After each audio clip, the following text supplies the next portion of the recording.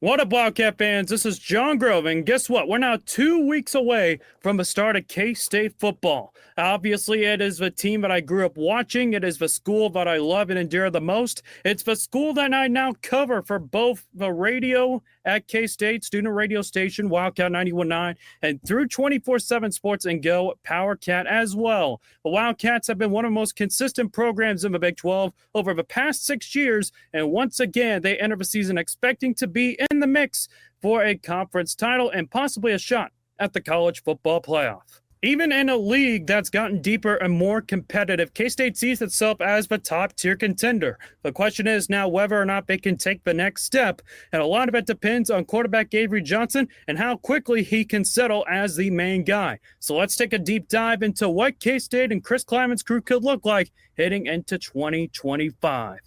As you guys can tell, I'm decked out in some classic Irish pub gear, sporting the newspaper boy cap and a hint of green peeking around the collar as well. While you guys are watching this video, I will be in Dublin spending 13 to 14 days before the K-State-Iowa State game, the Aer Lingus College Football Classic. It doesn't get any better than this. A lot of content will be coming your way from Dublin, Ireland, so be sure to like and subscribe to this channel. As you can see here, right there, a little ticker right there. A lot of content's coming your way. We're already 12 videos in, many of which have come from a student radio podcast that I've hosted called The Cat Attack. Just like today, though, I'll begin putting out some additional solo videos down the road as well.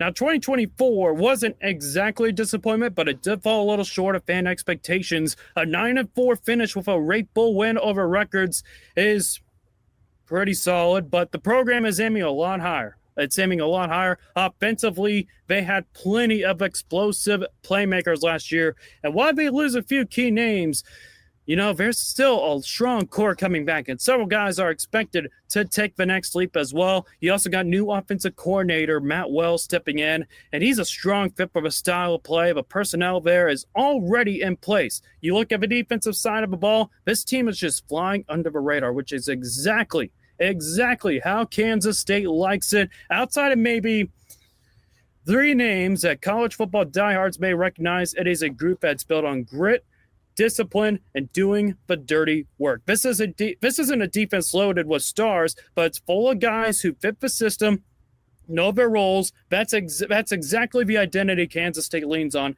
They made the habit of proving people wrong, and even in heading into 2025, they have a lot more doubters than they did a year ago. And if history is any indication, this might be exactly what fuels the Wildcats. Now, there were some roster changes as expected. DJ Gittens declared for the NFL draft, which didn't come as a surprise whatsoever, but he'll definitely be missed. He took a major step forward last season and was a big part of the offense. Just like the team felt in the absence of Deuce Vaughn in 2023, you could argue as well that DJ Gittens leaves behind a similar void as well. And the transfer portal didn't exactly hit K-State too hard when it came to high-impact players. I think, the biggest departure was probably wide receiver Trey Spivey, who came in strong late in the year, but for a moment, it also looked as if Jace Brown, the K-State's leading receiver, was going to be hitting into the portal as well. Right before the Iowa State game, he shut down all those rumors, and it felt like something that was brewing. But Jace Brown shut it all down prior to kickoff, and he proved it. He proved it by scoring 2 touchdowns in the game in Ames, Iowa. And he made it clear. He made it clear that he wasn't going anywhere, and I think that's a huge win for this offense heading into 2025. Now, you're going to lose some guys in the league. Of course, I already mentioned DJ Gittens. You got Jacob Parrish is one of those big names again, but you didn't lose him to another college team. You lost him into the NFL. That is a great sign of where this program stands. And outside of that, you don't see a massive exodus of key contributors anywhere else, which speaks volumes as well. As for what K-State brought in, there's a lot to like. There's a lot to like. The offensive line gets stronger up front. JB Nelson, he's a name to watch. I'm curious to see where he lines up. You also got Terrence Enos as another guy who could make a big impact. The transfer out of Pittsburgh.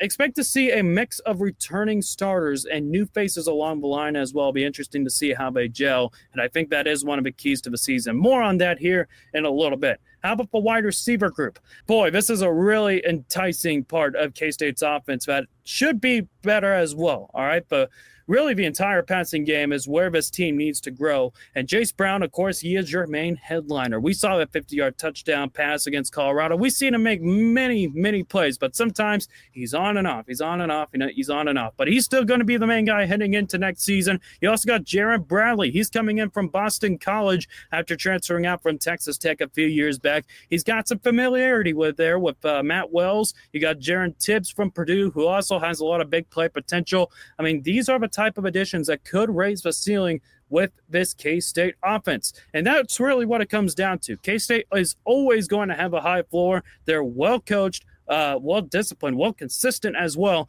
But if a team can find a way to raise its ceiling, especially in the passing game, they'll be right in the mix for the Big 12 title picture. And truthfully, they're already in that conversation. They're just about in that conversation every year. But I'd imagine now with a few key pieces clicking on both sides, I mean, they could be taken even more seriously as a championship caliber team.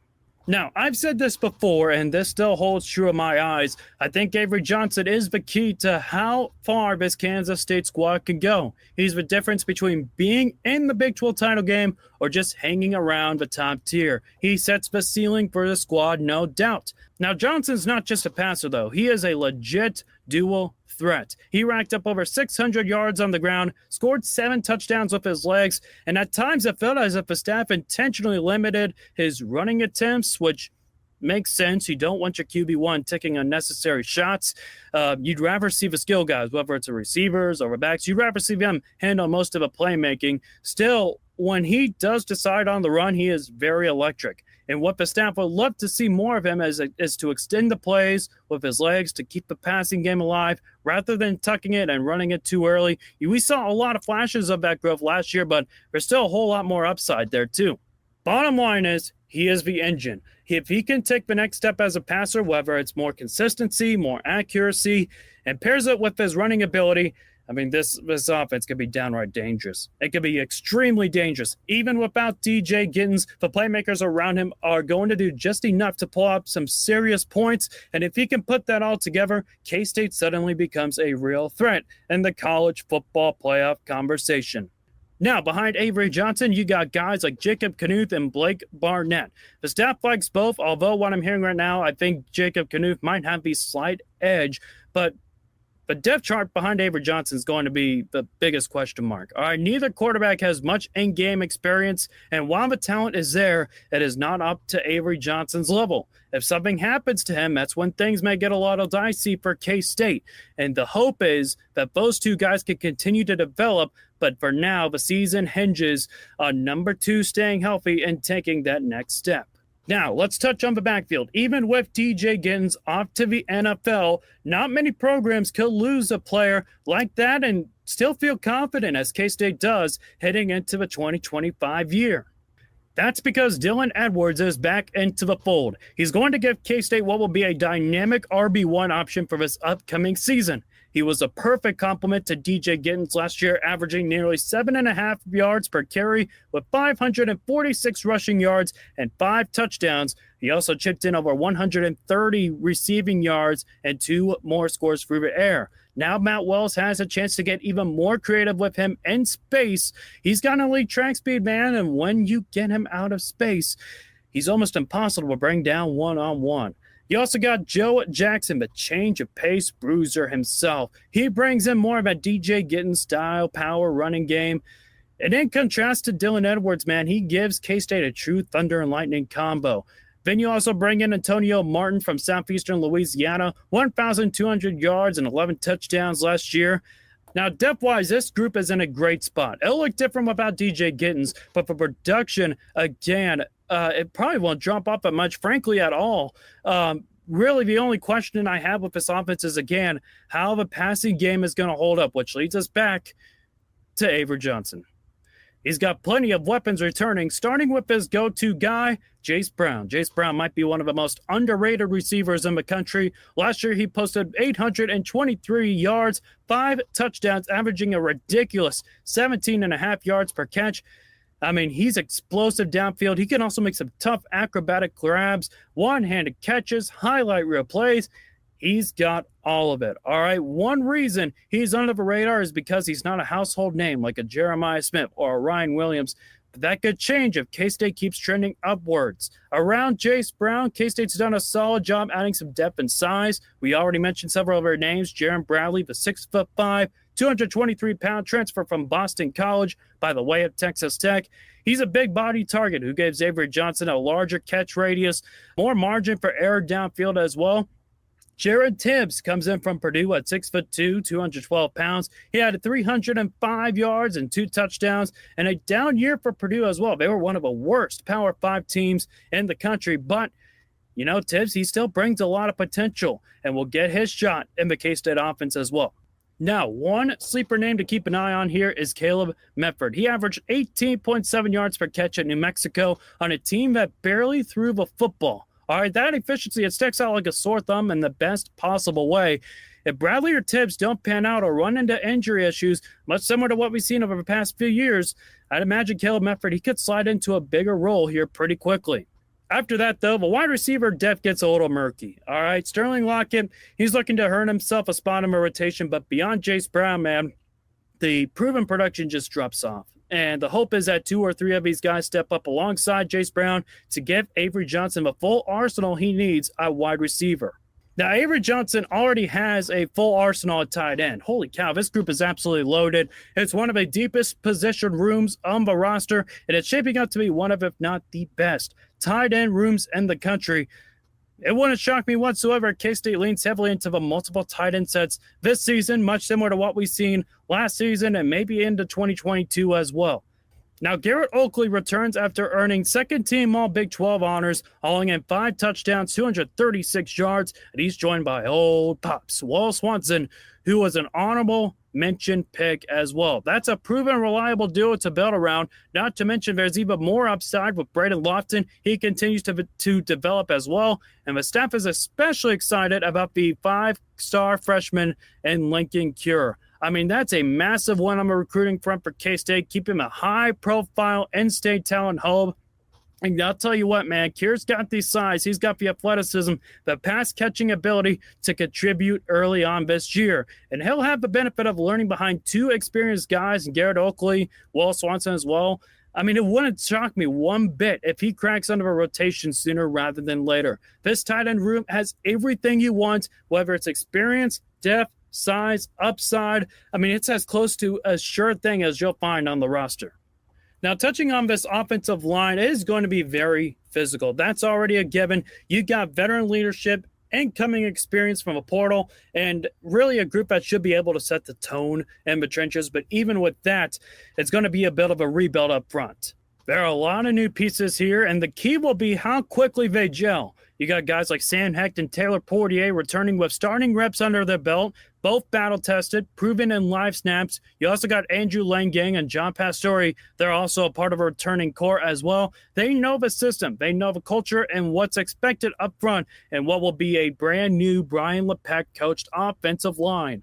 Now, one thing to mention here is that George Fitzpatrick, a former Ohio State Buckeye, a former national champion, he was the expected starter at left tackle, but he did have a medical emergency in the month of July and is expected to miss the first game of the year against Iowa State. So John Pastore, given his injury history with all the struggles, it does sound like he is doing better, though, and K-State's going to need him to be that way to start the season. You also got J.B. Nelson, a plug-and-play type of position flexibility. He can bump out to tackle if needed. Amos Talalele, he's also a monster transfer out of USC, 6'6", 375. He could also be in the mix at guard as well. He's the kind of molar that you would want paving the way in short yardage situations. You can't forget about Terrence Enos as well, a sleeper name who has worked into the rotation. Maybe Michael Capria, who logged in some time at center in all 13 games last year.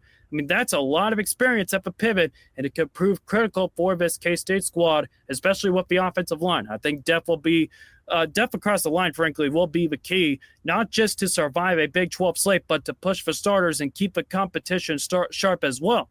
This is a unit that has to protect Avery Johnson and help guys open lanes for a backfield that thrives in space. You got the tools, you got the size, you got the length, the experience, positional versatility, and now it's about building cohesion, trying to gel things together, especially in pass protection and second-level run fits as well. Now, last season, when the offense struggled to move the ball on the ground, it wasn't due to the scheme. The problem was just the offensive line couldn't get any consistency. They couldn't reach any landmarks or when outside the hashes. Perimeter blocking was just completely inconsistent. And it saw drives. Connor Riley now with the Dallas Cowboys. I mean, he called the right plays. It was there. It just didn't get executed. Now you bring in Coach Brian LePeck from the tight ends from last year. He saw the struggles up close, and with shiftier backs who can break it wide, the line has to be more athletic in space, better on pull blocks, and sharper on identifying blitz pickups, stunts, whatever you want to call it. The great K-State lines of the past, they could move bodies off the ball in tight spaces, but they could also climb into the second level, neutralize athletic linebackers, defensive backs. If this group can recapture that identity, dominate inside the zone, sealing the edge on toss plays and giving Avery Johnson a clean pocket, then this offense could reach things into a whole nother gear.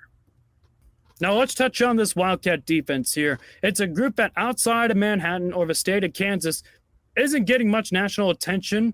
Most casual fans probably can't name a single starter on the side of the ball, and that's just fine. That's just completely fine, especially with the way this program is being built. And, being under the radar has become a part of K-State's identity, especially on the defensive side of the ball. They don't need the spotlight. They're comfortable being overlooked and letting their play do the talking as well.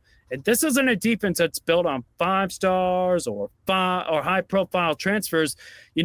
That doesn't mean there's a lack of talent. There are plenty of guys who can make plays, just not in the kind of type that come in with any of the hype. This coaching staff knows exactly the type of players they want. They want smart, physical, coachable, and fully brought in guys into the system. They recruit the fit, the scheme, the culture, and that approach continues to pay off.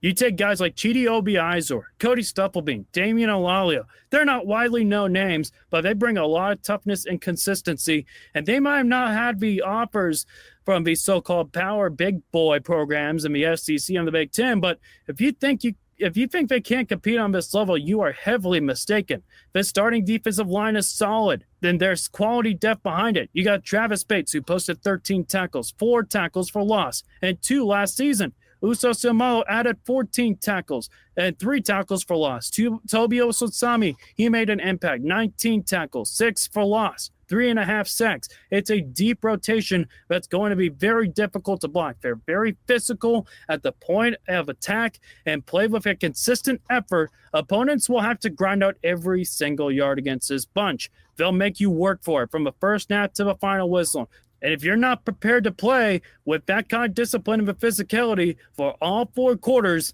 this is a K-State squad that's going to take every single opportunity. That's the formula for K-State's success on the defensive end under Joe Klanderman. It is the toughness, it is the effort, and a commitment of doing the little things right. It may not grab headlines, but it gets the job done. Now, the linebacking group behind them brings some physicality and a whole lot of edge. Austin Romaine is the headliner. He earned second-team All-Big 12 honors last season after racking up 96 tackles and 8 tackles for loss. Right next to him is Des Purnell. He's quietly putting together an impressive season, 46 tackles, 10 tackles for loss.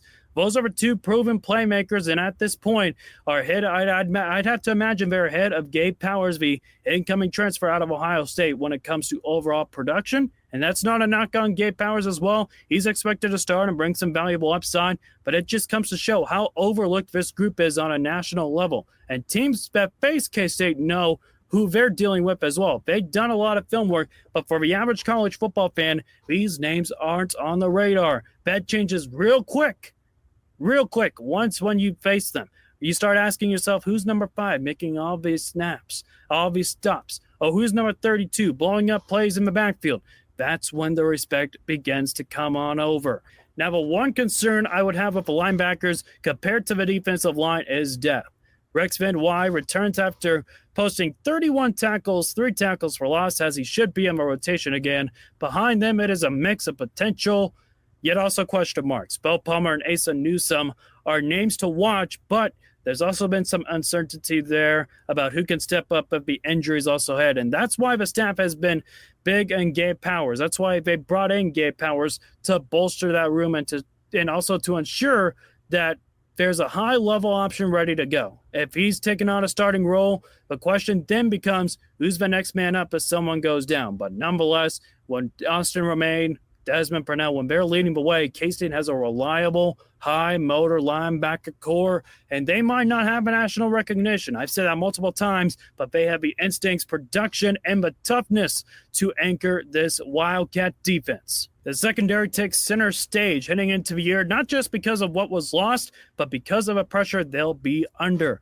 Jacob Parrish and Marquis Sigel, they were two of the most reliable playmakers in that room, and certainly their absence is going to be felt. You're not going to replace them one for one, but you can reload them with guys who can raise the floor on the unit and keep this coverage unit a lot more competitive than it has been. K-State finished 77th in total defense last season, and part of that just comes down to the lack of a consistent pass rush. The D-line has got some guys who can cause chaos, disrupt gaps, and get hands of the passing lanes as well, but they're not going to consistently win with speed or bend off the edge as well. That means the coverage unit will need to hold up longer, and that's where the stress test begins for Kansas State for this 2025 year. Now, the staff hit the portal hard and brought in some experienced guys who can make an immediate impact. Maybe not Gunnar Maldonado. I think he's the best transfer that K-State's brought in terms of a secondary. He was banged up last season, only saw action in 4 games.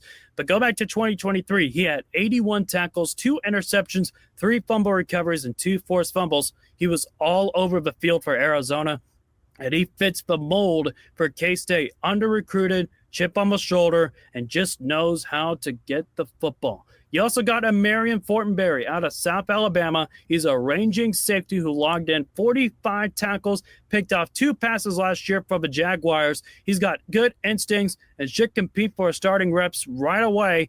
He's a kind of player in which you could give extra possessions to by taking the ball away as well. Now, when it comes to corner, you got Justice James stepping up into a bigger role with Jacob Parrish gone. He's no stranger to the system, but this will be his first test and a big opportunity here to lock down a starting spot. One cornerback that is new to the program, the other is new to the role, so there'll be a little bit of a learning curve there early for our good buddy Justice James. Fortunately, there is veteran leadership on the back end. You got VJ Payne, who's earned all Big 12 honorable mention last season. He's a very physical safety with a nose for the ball. All right, Colby McAllister also returns as well. Less experienced, but battle-tested enough to be trusted in key situations. Behind the projected starters, there's a whole lot of depth. You got Jalen Rowe out of Oklahoma. You got Jack Fabris back into the fold as well. Zayshawn Rich will compete at corner. Quay Moss, a transfer from West Georgia. Donovan McIntosh. I mean, there are so many guys, especially on the edge, that could really earn a lot of snaps sooner rather than later. And I think top to bottom, this group looks deeper, more versatile than last year. The staff did a great job trying to plug into all the holes of all the transfers and the upside talent. And much like with the offensive line, if the unit can gel together, if they can communicate, stay healthy, and build chemistry on the back end, they also have a real shot to improve on last season's numbers as well. Bottom line, if K-State wants to make a push towards the Big 12 title game, especially in the secondary, it has to rise up on occasion. All right, this early stretch won't do them any favors, and the league is already full of high-octane offenses. This group needs to be more sound in coverage, physical at the point of attack, opportunistic when the ball's up into the air, and if they can do that, man, they'll give this team a shot every Saturday and once on Friday.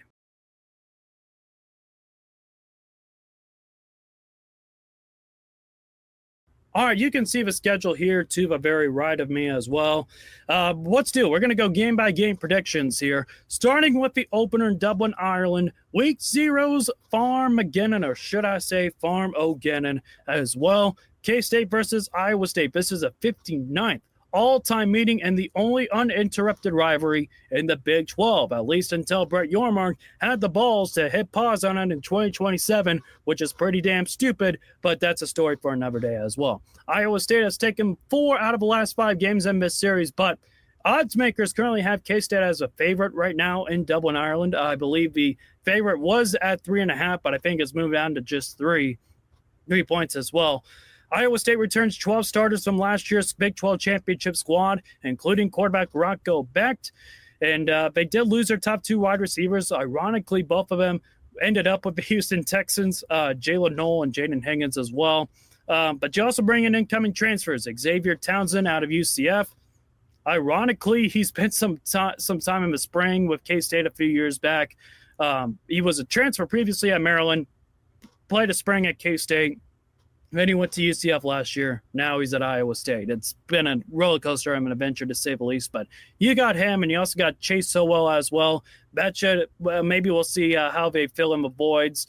Their top two running backs, Chris Hansen, Abu Sama. I mean, that is a name that's still trenched into my mind. Just traumatization back in 2023. But both of those running backs are back after combining for over 1,300 yards, 15 rushing touchdowns for 2024. Defensively, they got the NFL caliber talent and the secondary, and then especially with depth at linebacker. But the question here is the pass rush. They managed just 17 sacks in 14 games last season. And, transfers on that defensive line, we're going to have to step up if we want to fix that. But, this opener is going to be just about as even as it could possibly get. And it's not just for the rankings themselves, but just for the conference race, right? I mean, win it and you got an impressive victory, global stage, national broadcast, plus a 1-0 head start compared to everyone else in Big 12 play and the rest of the country to a lesser extent. Lose it, you're starting from behind in the conference standings before most teams have even played a game.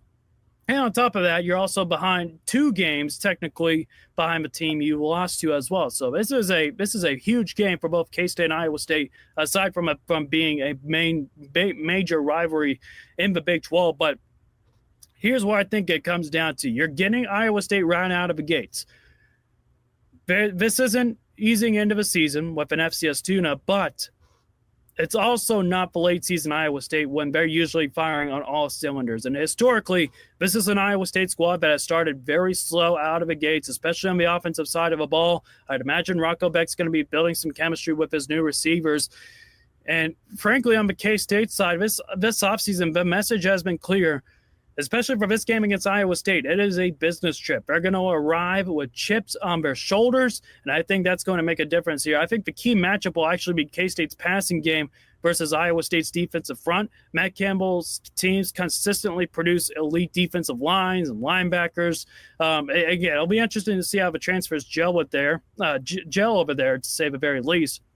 And with K-State, and some of you shuffling on the offensive line, Avery Johnson will need to make some plays through the air. All right, this is especially like a K-State squad that has struggled on the ground game, especially in years past, to Iowa State's defensive line as well. That is just kind of a one glaring thing I'm just somewhat terrified about, and we'll see if the transfers on the Iowa State defensive line can make a difference.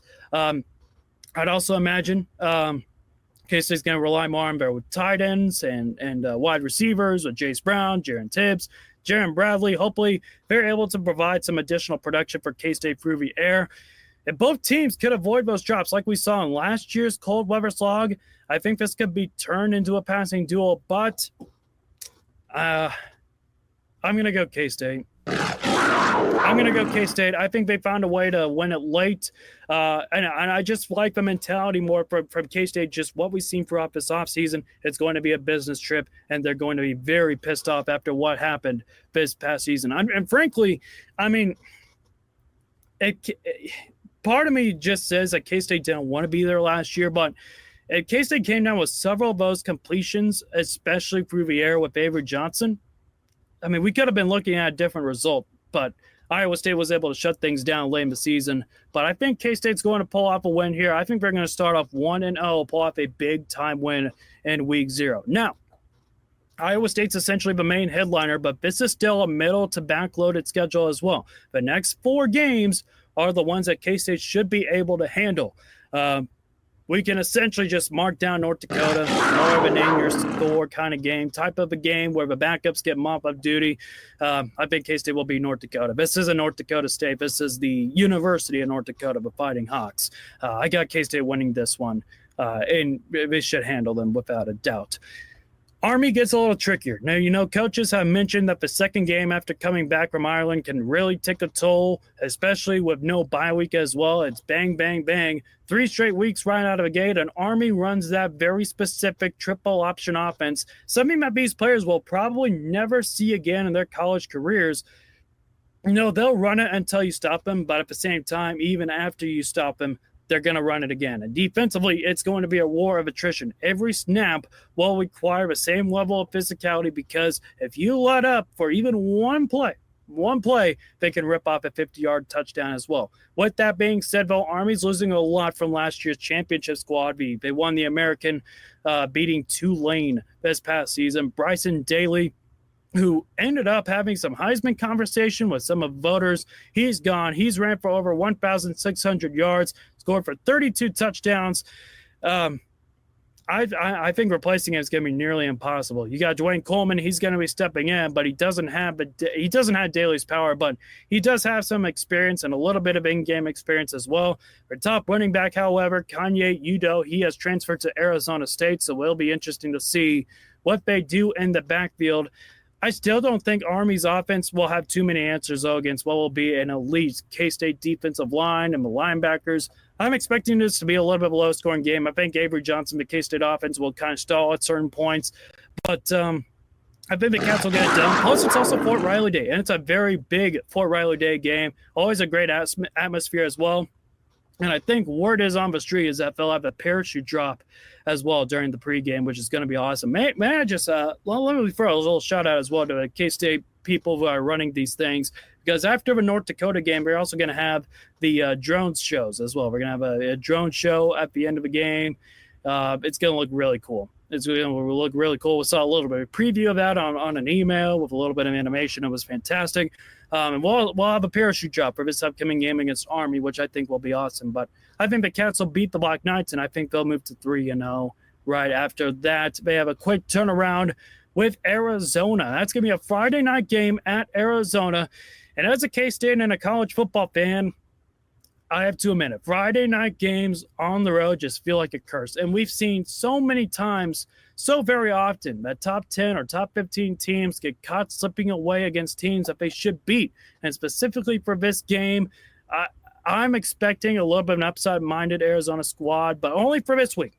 Only for this week, because I don't think Arizona will be very good this year. I don't think Arizona's going to be good. They have 2 easy games in Weber State and Hawaii before they host K-State, so you'd think they'd come in with some momentum, but I still see them struggling through another tough year. Now, Brent Brennan kept quarterback Noah Fafita and his leading wide receiver McMillan for his 2024 season debut, but their offense and, frankly, the whole team just did not live up to expectations. They were a top 25 team at one point as well. Arizona finished with the second worst scoring offense in the Big 12 and finished 4-8, even with McMillan, who was drafted in the first round.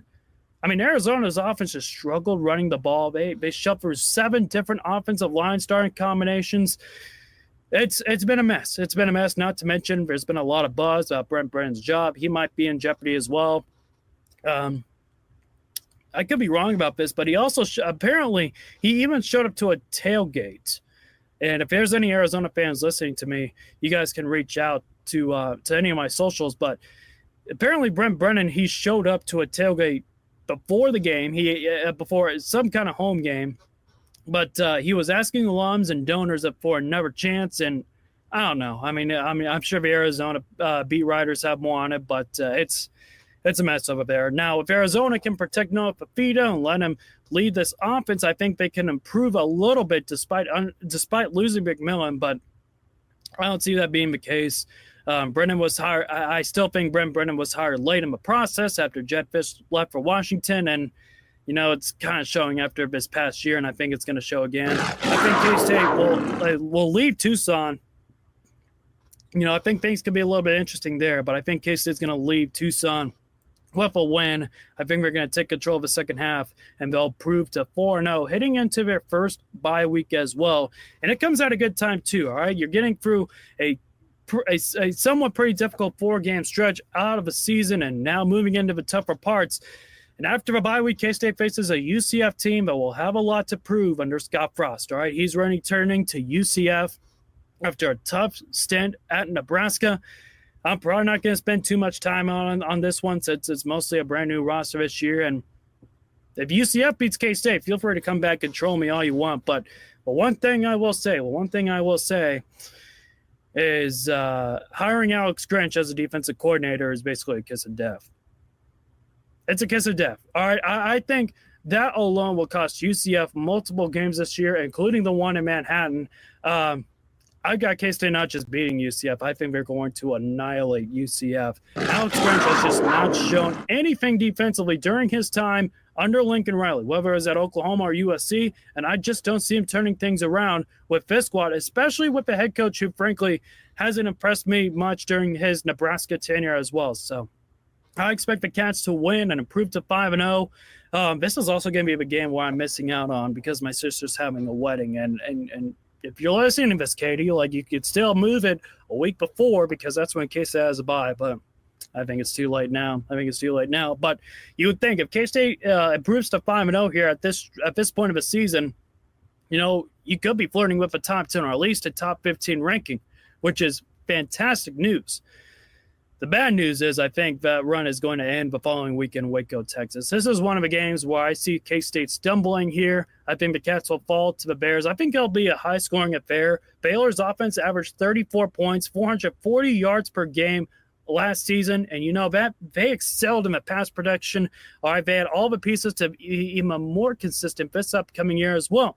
Their wide receiver corps is loaded. Bryson Washington, Dawson Pendergrass, they combined for nearly 1,700 yards, 18 touchdowns, both of which are averaging close to 6 yards per catch. You even got quarterback Sawyer Robinson, who can run it a little bit. He's primarily the passer, 6'4", 220 pounds, throwing for over 3,000 yards and 28 touchdowns as well. Yeah, Baylor can get their line squared away on both sides of the ball. This is a team that could contend for the Big 12 championship. The schedule is heavily front-loaded with tough tests, hosting Auburn in Week 1. They travel to SMU, a playoff team from last year. They're going to play the Ponies in Week 2. And starting conference play, they host the defending Big 12 champs, Arizona State. So we're going to know real quick about how good this Baylor squad is. And if they have the health and the depth needed before facing K-State, I think it'll be close, but I'm taking the Bears in this one. That drops the Cats to 5-1. Now, that would be the first loss of the year, right? First loss, but in a conference like the Big 12, which doesn't get already enough media respect, that leaves just about almost no margin for error. I think at this point you can only afford one more loss. I mean, that's where Arizona State was at last year, along with Iowa State, BYU, Colorado. Just barely any wiggle room at all. And that second loss, it could be a little bit detrimental here, but I don't think it's going to be against TCU. I don't think it'll be against TCU. I think K-State will get it done here. TCU wasn't always consistent last year, and moving the ball sometimes it just felt like pulling teeth at times. Their run game was dreadful, but their passing game was among the nation's best. They averaged 313 yards per game. Josh Hoover is one of the top quarterbacks in the Big 12, throwing for nearly 4,000 yards, 27 touchdowns as well. He did have some turnover issues, and he hasn't exactly all mobile either. So we'll see how that happens. I think the run game should be somewhat improved, even if they don't expect any big 50 or 60-yard runs. Defensively, TCU also has some talent and the experience there at safety with Bud Clark, Jamal Johnson, Jamal Johnson. I'll probably ask my friend Clem Foster about that, both of which have all Big 12 potential there. But I just don't see this TCU squad as a team that has what it takes to win in Manhattan. And like Baylor, we're also going to have a little bit of a tough start to the season. They play Bill Belichick in North Carolina on Labor Day, then SMU a few weeks later, followed by Arizona State to kick off their conference play in Tempe. So we're going to know more quickly about Baylor. We're going to know quickly about TCU, those two teams as the season progresses. Plus, K-State plays on homecoming. They have not lost a homecoming game lately. I think the last time they lost one was in 2015. They got blown out by Oklahoma. Might have been even a little bit after that, maybe a TCU team a year or so over there, but I don't think it's going to happen. I'm not expecting that streak to end whatsoever. So that puts the Cats at 6-1, officially bowl eligible, heading into your second bye week before traveling to Lawrence to face Kansas. Even with a 16-game winning streak, this rivalry has been far more competitive lately than what it used to be. All right, 2 years ago, Will Howard nearly threw a pick six that could have blown the game wide open for KU. And if that happened, it would probably have been too late for K-State to rally back. You look at last year. with 4 minutes left, 3 minutes left in the game at Bill Snyder Family Stadium. All Jalen Daniels had to do was to protect the ball. Instead, Austin Romaine jumped the route, punched it out of Jalen Daniels' hands. The football popped out. Brandon Mott recovered the fumble, and a few plays later, Chris Tennant nailed the game-winning field goal. It was just another gut punch for KU, and it feels like they've been just one small play away from getting their win over Lance Leipold. Kansas ended last season as one of the hottest teams in the country, especially after that K-State game. They beat 3 top 25 opponents, even after losing key players like Devin Neal, Luke Graham, Kobe Bryant, Melo Dotson. I still think they're going to have plenty of pieces to work with. Plus, I mean, with Jeff Grimes gone, from the coaching staff, I think that's more of an addition by subtraction. I think that's going to be better off for KU in the long run. It's also going to be the first rivalry game in their new stadium as well, which honestly just looks like a Velociraptor enclosure straight out of Jurassic Park. It's a weird design, but nice and long overdue. I mean, we've seen a lot of the social media antics between K-State and KU fans on Twitter. Not going to really get into the nitty-gritty of that as well. But here's the thing. I'll clear my throat. Here's the thing that it comes down to. Much like the last 15 years, which is wild to think about, I haven't seen K-State lose to KU since preschool, since Ron Prince took over that football program at K-State, which was an abomination at the time. I haven't seen K-State lose to KU since preschool, and until that day comes, I'll believe it when I see it. I think KU's best chance to break that streak was the last 2 seasons, even on the final play of the game last year when Daniels fumbled the ball out of bounds on a 4th down. You could see the reaction on the KU sideline. It just felt as if they knew that was their shot and they just missed it.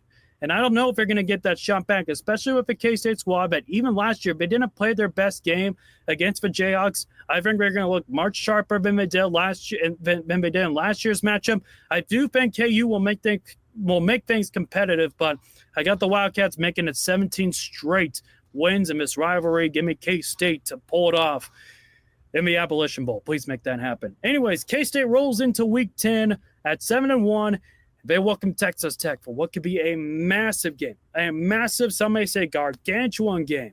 Big 12 title race on the line, playoff picture now in play. Now, that's not a sentence you would have said often in the past about Texas Tech because, let's be honest, NIL hasn't reshaped every roster in the Big 12 the way it has in the SEC or the Big 10. But here's the thing.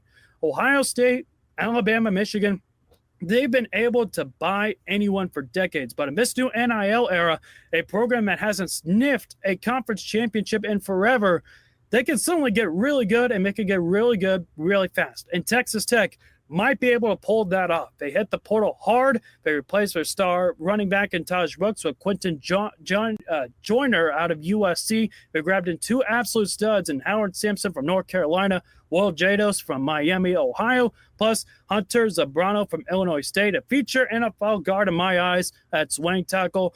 I mean, that's some instant top-tier depth and talent there. Offense hasn't been their issue, but the defense, that was second worst in the country last year. But if these transfers can drag that side of the ball from terrible to even just okay, I think this Texas Tech squad might be very dangerous, and I think they can contend for the Big 12 very quickly.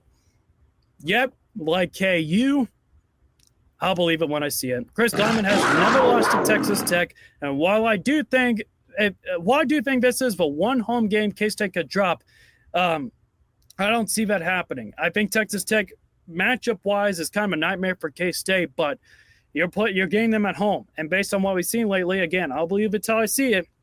I think the Cats are going to win it, especially if it's a riled-up crowd. At this point of the season, you got Harley Day as well. I think the Cats are going to win. They're going to prove to 8-1 and take control of the Big 12 title race heading into their 3rd bye week. And by this point of the season, there's a lot of grind. All right, but this is where the grind really starts to show. The bumps, the bruises, the little nagging injuries as well, they're all starting to pile up. And look, I'm never the guy rooting for anyone to go down, but for programs like K-State that's built on development rather than instant reloads, you see at Alabama, Georgia, or Texas, these late season hits just feel a little heavier and at certain points imminent as well. So that's why having a 3rd bye week, thanks to starting week 0, I think that's going to be big, and I think it's going to be essential before what's coming next, because right out of a break, you're staring down back-to-back road trips. You're starting in Stillwater, Oklahoma, and if you're a K-State fan, you would know that Stillwater has been a house of horrors for this K-State squad. We're talking one win, one win in the entire 20th century. Normally that's when I say I'll believe it when I see it, like I did with Kansas and Texas Tech. But I'm eating my words. This time around. I think K-State gets it done against Oklahoma State, because I still don't know how Oklahoma State's going to turn out this year. Mike Gundy is still a heck of a coach, but last year was just a total collapse. I mean, just mind-boggling. I've never seen anything like this from any team with a well-managed head coach like Mike Gundy. They started off 3-0. They beat who? South Dakota State, an FCS perennial contender. They beat Arkansas, who managed to go to a bowl game in the SEC. I think injuries did play a certain role, but so did the drop in overall talent. I think Mike Gundy knows it too. That's why he went more heavier into the portal this year. He's got 30-plus new guys trying to mesh and deliver as well. I mean, that's a lot to ask for. And by this stage of a year, it's even tougher. And I don't think Oklahoma State's going to have the firepower or the cohesion to knock out the K-State team that's still chasing a Big 12 title shot. So give me the Wildcats. I think they get their monkey off their back in Stillwater, improve to 9-1. I still hope things work out for Mike Gundy, but we'll have to wait and see what happens. But K-State improves to 9-1 as they head into their final road game of the season in Salt Lake City against the Utes of Utah. Now, Utah, they've been one of the most consistent programs of the country, and I'm not the first one to say it. They're tough. They're physical, always in the mix under Kyle Whittingham, but they're never one of those Ohio States. They're never one of those Alabamas, all right? And it hasn't broken through that. It hasn't broken through to that elite of the elite tier yet, all right? No college football playoff appearances were really the one thing that stands out. And in a place where the margin for error is razor thin, one unsettled position for Utah, like the quarterback position, it could be the difference between just a mess of a season and a magical season, to say the very least. I mean, you just look at the last two seasons. Utah has 6 different quarterbacks who threw for at least 30 passes. 6. That's a revolving door that killed any real offensive rhythm. And the result of that for Utah, they had several Pac-12 championships in 2022, 2021, I believe they won as well. But they've been 13-12 ever since, and they missed out on a bowl game the last 2 years. Actually, no, they missed out just the bowl game last year as well. But they lost to Northwestern in the Las Vegas Bowl, I believe. But I think this Utah team, now that they got a more set-in-stone quarterback, I think they could be the team that finally punches through. If Devin Dampier hits the ground running, he's coming over from New Mexico along with his old offensive coordinator, Jason Beck, and a few other pieces as well. And if they can import that same explosive offense into Salt Lake City, I think the Utes could be very dangerous. Now, he's got to cut down on the turnovers. He's got 5 multi-interception games this past year. But Utah fans, you might be in for a treat. All right, this is the same guy who ran for 628 yards, 9 touchdowns in his just final 4 games of the season. I mean, that is some very impressive stuff. And I'd imagine for any Big 12 team, including K-State, that's certainly going to be one thing to point out there. It's at Rice-Eccles Stadium, and you're 11 games into the season. Like I said, the wear and tear is going to begin setting in. And I think that's when the kind of thing that can, I think that's this is the kind of atmosphere that will likely hit a developmental program like K-State late in the year. And I think it happens against Utah.